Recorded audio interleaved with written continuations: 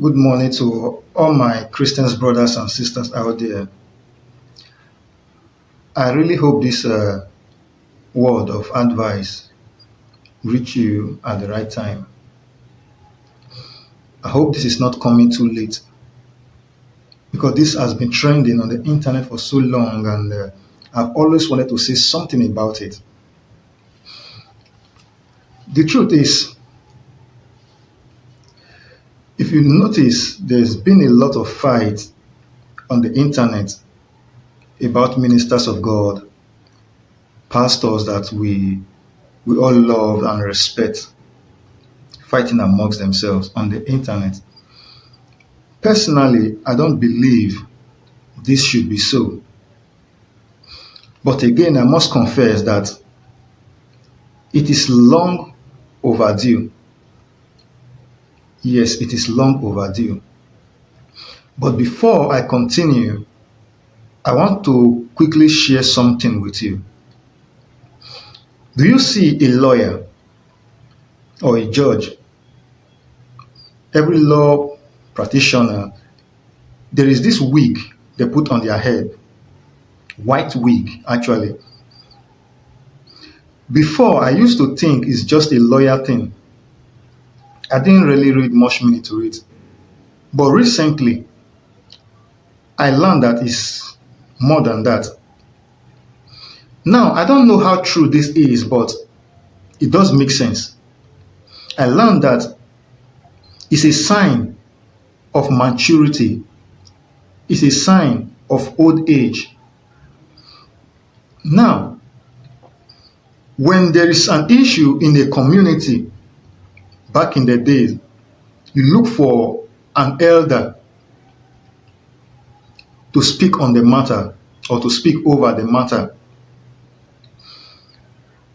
Why is it so? Because you believe that their experiences on the earth, due to how long they spent on earth, should make them wise enough to be able to resolve the matter.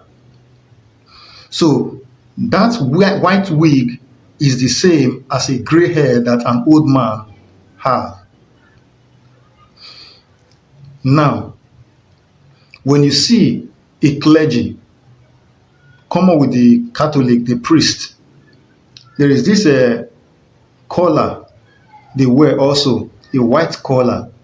All right. I used to think it's a sign of purity, but I was also taught that it is the same thing with the white wig that the lawyer put on. A sign of maturity, a sign of old age. It means that they have so studied when it comes to the Bible, they have so studied that you cannot count on them to teach you with knowledge and with experience and with enough wisdom. Just like the lawyer, it means that they have so studied, no matter how young they are, it means that they have so studied that you can trust them with your legal matters. Now, I see a lot of pastors now put it on. But where is the wisdom? Are we seeing the effect? Because fighting in the internet does not show it, does not show that wisdom. Sorry to say, I mean no offense to anybody's papa, to anybody's father in the Lord. I'm just saying because this whole fight in the internet is getting out of hand. Yes, I said before it is long overdue. I stand by that word. It is long overdue. Because a lot of things has gone wrong in the Christian body. So many wrong messages has been preached. So many people has gone astray as a result of what they had. That even someone who does not believe in God, or should I say someone who does not study the Bible often, with their common sense, they can tell you that there is something wrong with this message. So how come the same people who will believe to have studied enough to be able to pass wisdom to us, are preaching all this. So that is why I said it's long overdue. A lot of people have turned from Christianity, have found Christianity to be a joke because of how the misconduct of ministers of God, pastors. That is why I said it is long overdue. Because we can't continue like this. People making mess of Christianity, making mockery of Christianity. Christianity has become like a drama to people. It's not supposed to be. I may not be the qualified person to talk on this matter because this matter involves authorities. But still, I am obligated to say something because of the common Christians who are affected by it. Now, the only thing I will say about this, or my only concern about all this fight, is that balance must be brought into the equation, into the matter. We have to find balance, because when you overemphasize a particular truth, it becomes an error. Yes. There is truth in what almost every man of God is preaching. But the problem is, some overemphasize one truth that they forget the rest part. We have to balance this Bible. Bible says a workman that needed not to be ashamed, rightly dividing the word of truth. We have to sit down, listen to each other, and you find out that there is a common ground we can all stand on. But this will take humility. I've listened to a lot of them, almost all, during this fighting and even before this fighting on the internet began. What everyone is saying, there is truth to it. But to a point also, there's a lot of error. But if only they will all sit down and listen to each other, they will find out that they are actually fighting for the same thing, I believe. They are actually fighting for the same thing, the salvation of the people. And there's a common ground to stand in doing so. The reason I'm saying this is simple. If we don't find a common ground soon, we may end up losing what we are fighting for, which is the salvation of the people. Yes, our fight, our struggle, our messages is to save souls. But right now, we are losing them because they can't even trust our messages anymore. They can't even trust our integrity, our personality anymore. We say we are representing God on earth, but we've done everything that God has kicked against, and we've lived a life that Jesus did not live while he was on earth. We've lived a life that Jesus did not teach while he was on earth. So why should they trust what you are saying? Why should they trust the message coming from you? A common ground must be found. Listen to this now. It will amaze you to know that this fight has left the senior pastors. It has gotten to the followers. Now there is a fight among the followers because every pastor right now is like a king and has his own kingdom, which is his church, and followers, which are his members. And now you see people, members, fighting against each other. There is no love because your papa condemned my papa on social media. My papa spoke against your papa. So it's all about, it has become a papa fight, which is not supposed to be. I don't like you because your senior pastor says something wrong about my own senior pastor.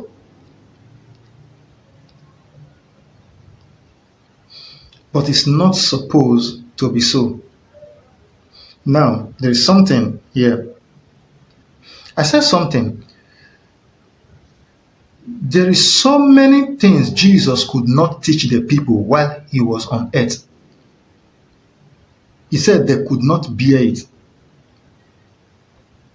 So that is to say that something is a truth, that something is true doesn't make it the right time for it to be said. You have a knowledge doesn't mean it should be said at that particular point. There is time for everything. Everything you think you know today, Jesus knew then, but he did not teach some of them because they cannot bear it. Because knowledge is not for exaggeration. Knowledge is not for pride. Knowledge is to be passed across to enlighten the people.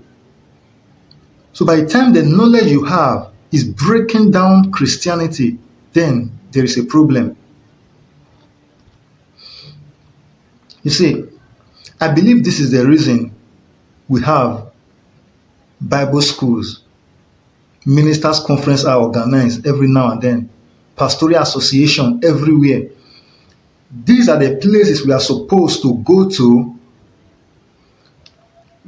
share our view, and then come to a balance, find a common ground before you come out there and teach the people. Not on the internet, you start fighting among yourself. Sunday service now has become a reply to what they said against you on the internet. It's not supposed to be so. It's not supposed to be so. It breaks my heart sincerely to see that the people with so much respect, the people we honor, we call fathers, are doing this on social media. Sincerely. Now, this is my advice. Let us humble ourselves. Let us humble ourselves. Come behind closed doors and settle our differences. Let's do exegesis. Bring what you believe. Bring what you think is right. Let's use the Bible to validate who is right and who is wrong. Because sincerely, this is not even about who is right and who is wrong. It's what is right and what is wrong. And then find a common ground. Come out there and teach the people. Because all this fighting on the internet is not doing any good. It's not doing any good, especially to the common Christians.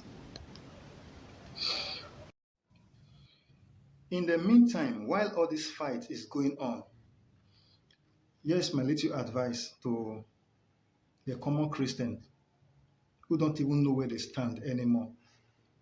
You don't know what is right anymore. You don't know who to believe anymore.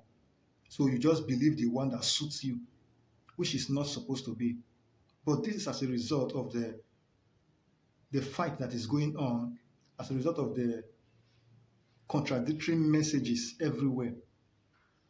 Here is my advice. Forget the fight that is going on right now. Remove yourself from this fight. It's not your fight. They may speak against your father in the Lord, but Christianity is one. All right? You don't know where to stand. Let me tell you where to stand. The message of Jesus Christ. Love. Study the life of Jesus. How did Jesus live his life? Live your life like that. It's that simple. You don't need complicated messages to make heaven, or to experience heaven rather, or to become a good Christian. You don't need complicated messages. Simple message Jesus preached when he was on earth. Follow that message. Example, there is this formula I learned some time ago, the almighty formula they call it. WWJD. What will Jesus do?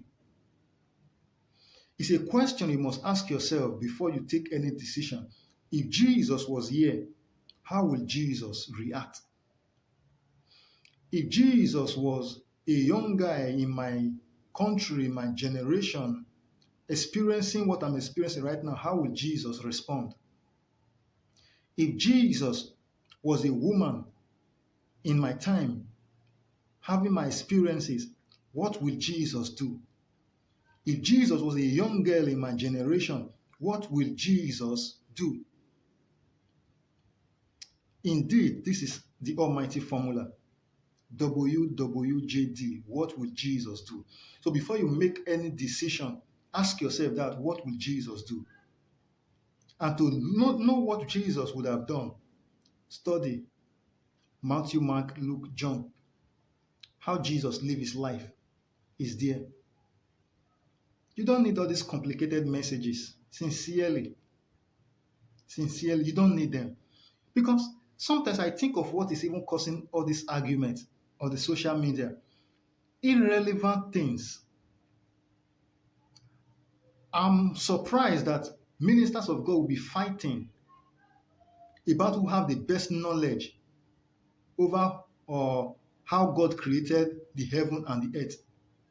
Come on now, the world is about to end as we preach it. Is it now we'll be fighting about who have the best knowledge on how God created the world that is about to end? It's not relevant.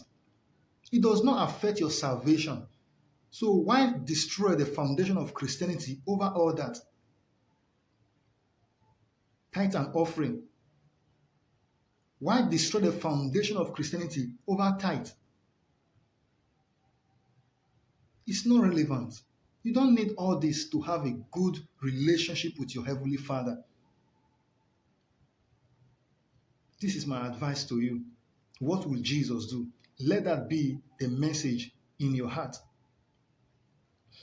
And then, to my pastors, I hope this message reached them, our fathers in the faith. Knowledge is progressive.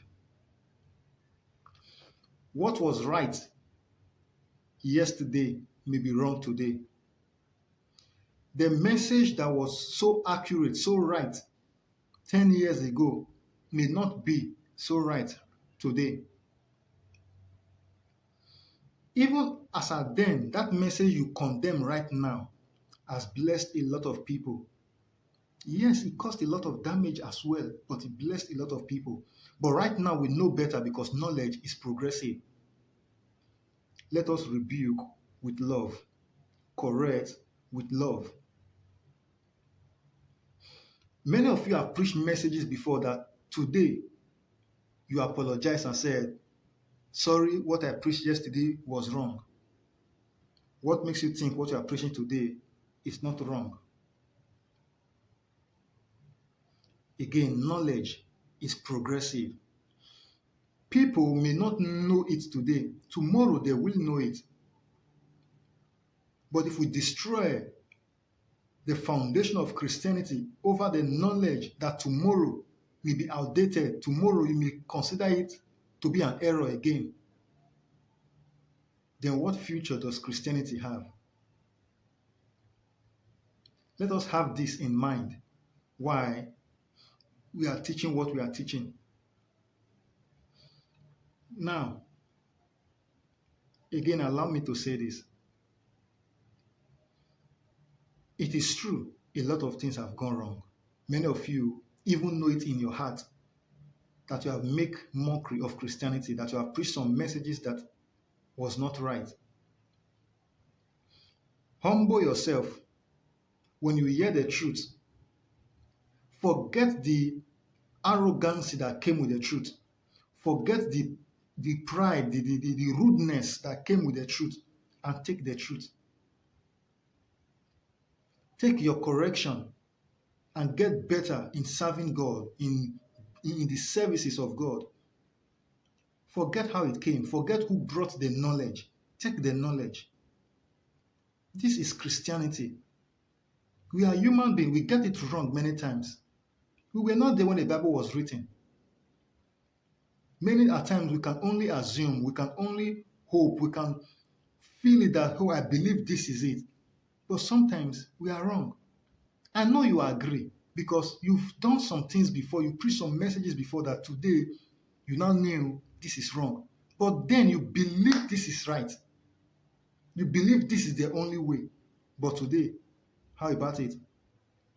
So let us calm down. Let us calm down. The reason I'm saying this is simple. The integrity of the church is Jesus. And the revelation, the knowledge of Jesus is mostly found in the Bible. So if the authenticity of the Bible and the integrity of the Bible is questioned, then there is problem in Christianity. That is why I will say this. Do not destroy the foundation of Christianity because of the knowledge you have today that may not last. One thing is true, has been true, and will continue to be true, is that Jesus is the way. Once upon a time, there was the law of Moses. Do good, get good. God bless you based on your self-effort. That was the truth. But how about today? The law has been abolished. We are under the grace as we preach it. But back then, that was the only way. If you have told the people then that there will be a day the law will no longer be invoked, they will not believe you. But today it's like that. All this knowledge will fade away. All these teachings soon will be outdated, will not be needed in the body of Christ. When we get to heaven, one thing will continue to be true: Jesus, the way.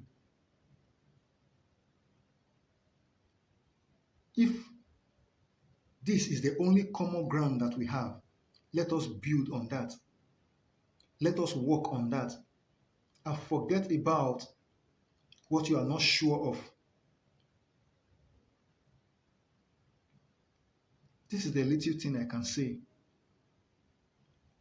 I hope that this helped at all. Thank you.